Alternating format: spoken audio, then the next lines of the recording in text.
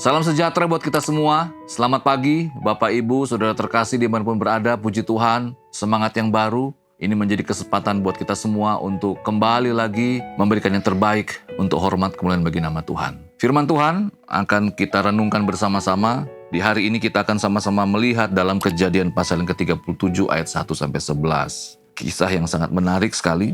Bicara tentang kehidupan Yusuf dan saudara-saudaranya. Dibikin firman Tuhan, adapun Yakub, ia diam di negeri penumpangan ayahnya, yakni di tanah Kanaan. Inilah riwayat keturunan Yakub, Yusuf. Tatkala berumur 17 tahun, jadi masih muda, biasa mengembalakan kambing domba. Bersama-sama dengan saudara-saudaranya, anak-anak Bilha dan Zilpa, kedua istri ayahnya. Dan Yusuf menyampaikan kepada ayahnya kabar tentang kejahatan saudara-saudaranya. Israel lebih mengasihi Yusuf dari semua anaknya yang lain. Sebab Yusuf itulah anaknya yang lahir pada masa tuanya. Dan ia menyuruh membuat jubah yang maha indah bagi dia. Setelah dilihat oleh saudara-saudaranya bahwa ayahnya lebih mengasihi Yusuf dari semua saudaranya, maka bencilah mereka itu kepadanya dan tidak mau menyapanya dengan ramah. Pada suatu kali bermimpilah Yusuf, lalu mimpinya itu diceritakannya kepada saudara-saudaranya. Sebab itulah mereka lebih benci lagi kepadanya. Karena katanya kepada mereka, coba dengarkan mimpi yang kumimpikan ini. Tampak kita sedang di ladang mengikat berkas-berkas gandum, lalu bangkitlah berkasku dan tegak berdiri. Kemudian datanglah berkas-berkas kamu sekalian mengelilingi dan sujud menyembah kepada berkasku. Lalu saudara-saudaranya berkata kepadanya, apakah engkau ingin menjadi raja atas kami? Apakah engkau ingin berkuasa atas kami? Jadi makin bencilah mereka kepadanya karena mimpinya dan karena perkataannya itu. Lalu ia memimpikan pula mimpi yang lain yang menceritakan kepada saudara-saudaranya. Katanya, aku bermimpi pula tampak matahari, bulan, dan 11 bintang sujud menyembah kepadaku. Setelah itu, diceritakannya kepada ayahnya dan saudara-saudaranya. Maka ia ditegur oleh ayahnya. Mimpi apa mimpimu itu? Masakan aku dan ibumu serta saudara-saudaramu sujud menyembah kepadamu sampai ke tanah? Maka iri hatilah saudara-saudaranya kepadanya. Tetapi ayahnya menyimpan hal itu dalam hatinya. Firman Tuhan di pagi hari ini saya memberi judul menyimpan batu.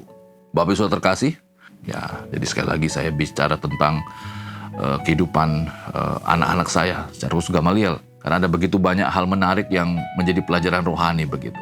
Dia suka mengumpulkan batu. Ya, saya nggak mengerti kenapa dia suka mengumpulkan batu, tapi menurut dia itu hal yang menarik. Ya, entah itu bentuknya, entah itu warnanya, atau saat dia dilihat batu tersebut ada hayalan apa begitu. Tapi setelah dia kumpulkan, dia cuci, terus dia bawa ke rumah. Ya, dia kumpulkan bawa ke rumah. Kadang-kadang dia main-mainkan sedikit. Tapi kebanyakan batu-batu yang dia bawa pulang itu kadang-kadang dia lupa dan akhirnya kami membuangnya. Ya, kadang-kadang saya berpikir, apa kamu mau kuliah geologi mungkin ya?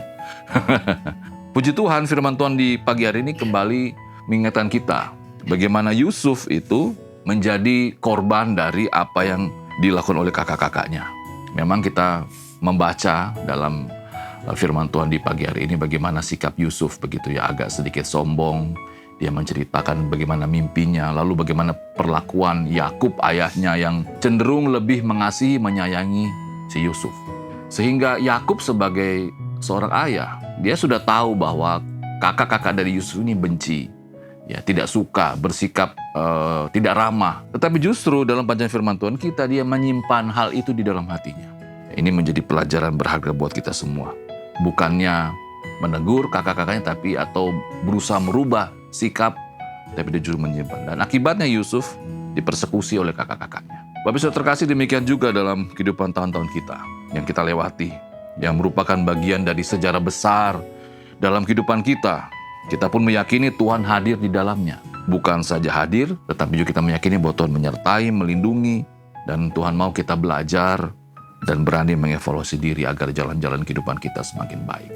Dan kita tidak hilang dari jalur keselamatan yang Tuhan berikan. Oleh sebab itu, mari kita membuang batu-batu yang kita anggap itu baik, yang kita anggap itu menarik, yang sebenarnya batu-batu tersebut sebenarnya adalah hal-hal keburukan. Entah itu dosa yang kita masih simpan bertahun-tahun, ada karakter-karakter buruk, ada kebiasaan-kebiasaan buruk, dan lain sebagainya yang memberatkan perjalanan kehidupan kita. Saya meyakini tidak semua rencana Tuhan dalam kehidupan kita harus dilewati dengan jalan terjal. Ya, seperti Yusuf seperti itu. Tapi ada jalan halus yang juga Tuhan rencanakan dalam kehidupan kita kalau kita mau ikut rencana Tuhan. Kiranya firman Tuhan di pagi hari ini kembali lagi dapat mengingatkan kita bagaimana kita harus menjalani tahun 2026 ini. Kita membuang batu-batu yang memberatkan kita. Jangan menyimpan itu dalam kehidupan kita. Mari kita berdoa. Tuhan, terima kasih. Kami bersyukur. Kembali di pagi hari ini kami diingatkan bagaimana kami harus membuang batu-batu yang memberatkan kehidupan rohani kami. Entah itu mungkin ada dosa, ada karakter buruk, ada sikap-sikap yang kurang berkenan. Ampuni kami Bapak jika kami masih menyimpan itu. Dan kami mau melangkah dengan pasti, melangkah dengan ringan bersama dengan Tuhan. Terima kasih Bapak, ini doa kami. Berkati apa yang kami kerjakan di hari ini dan memberkati juga orang-orang kami kasihi. Dalam nama Tuhan Yesus. Amin.